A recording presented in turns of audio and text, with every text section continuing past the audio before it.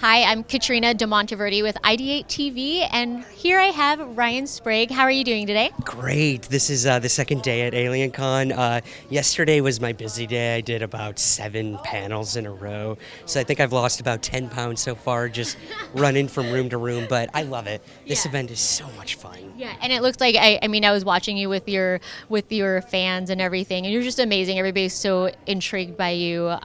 And in case you don't know, Ryan Sprague, he's the lead investigator and also the co-host on Roswell Mysteries Decoded, right, on the Yes. CW network. Yep. Yeah. The CW network. They are now getting into the reality television sector, and their first dive into it was with a investigative show about UFOs. So I was like, oh my God, how could I become a part of this? And I reached out. They reached back, and we went out to the Roswell UFO crash site. We found some actual evidence, which we weren't expecting, and it completely changed my perception of the entire Roswell case, the most famous case in ufology. Seriously, have you always been involved in that type of world, the extraterrestrial, the UFOs, aliens, etc.?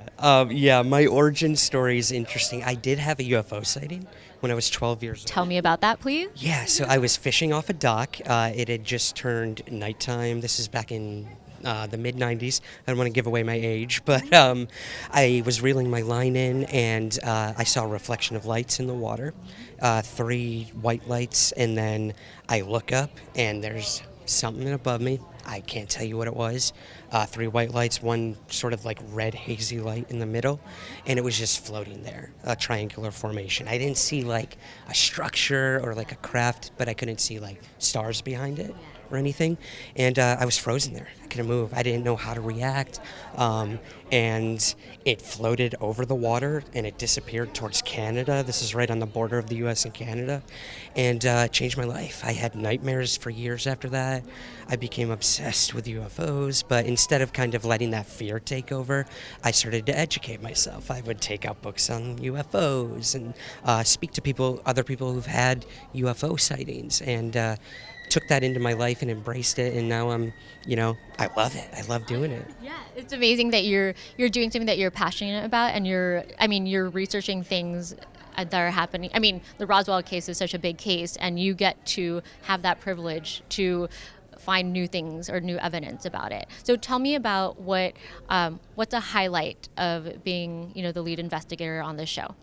The highlight for me was getting to work with a group. The CW network was so supportive of this that they were willing to do whatever they had to get us the most credible evidence and to bring this to a new generation. I mean, if you look at the CW network, these are younger people watching this show. So we first wanted to introduce them to a case they may never have heard about. A lot of people don't know about Roswell. So we wanted to give them the basics, of like this happened in 1947, something crashed, we don't know what it was. And then we also wanted to make it accessible to those who do know about it and bring new stuff to the table. So we really went out of our way to bring something new to the Roswell case.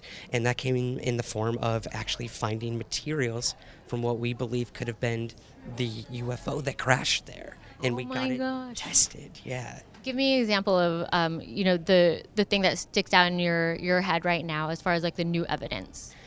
For me, the new evidence with this case comes in both the metal debris that we had tested, which was extremely interesting, the results we came up with. I'll let people watch the show to figure that out. But we also came across a memo that was in a photo back in 1947 when this happened with one of the superiors. There was a press conference where they said, it wasn't a UFO, we're just kidding, it was nothing but a weather balloon. On this memo, we were able to use modern technology to decipher what could possibly be on this memo, and we saw the word crash, we saw the word saucer, and we saw the word victim. So victim was the one for us to be like, what was someone doing inside a weather balloon? Yeah. This clearly was not a weather balloon. There clearly is some sort of cover-up. Wow, that's so interesting. It must be a lot of fun, and then also, an educational experience while you're, doing this show. Absolutely. I mean, I'm a kid in a playground when I'm investigating UFOs, but you also have to remember this is like Earth-changing, humanity-changing things, and you have to be ready to open that door and be like, I might be disappointed in what I find, or I might be scared, or this could change my life forever. So, yeah. Exactly. And then you're also an author, so tell us about your book. Yeah, in 2016, I wrote a book called Somewhere in the Skies, A Human Approach to an Alien Phenomenon, where I went around the country and I interviewed hundreds of people about UFO sightings, claimed close encounters, even up to like alien abduction cases. And I narrowed it down to about 20 or so people, and I really focused on the individual having the experience. I talked to their families, their friends. What did they think about this person coming forward and saying like they saw this thing or they experienced this? So it was more about the people having the experiences and the impact it had on their lives rather than what it was they actually saw. Yeah, I love that. I mean, it hits close to heart because you've actually experienced it yourself. So it's amazing that people can relate to your experience and vice versa for them. I would agree. I think everyone has a story to tell. Every story has some sort of value. And it's not until you get to these events like AlienCon where someone comes up to you and tells you a story for the first time that they've been holding in for like 30 years. And that's enough for me to be like, this is worth the pursuit and what I'm doing. Yeah, definitely. Well, thank you so much for your time. I really appreciate it. Thank you so Okay. much. Yeah, you're welcome. No problem. I'm Catrina Demonteverde with IdeateTV.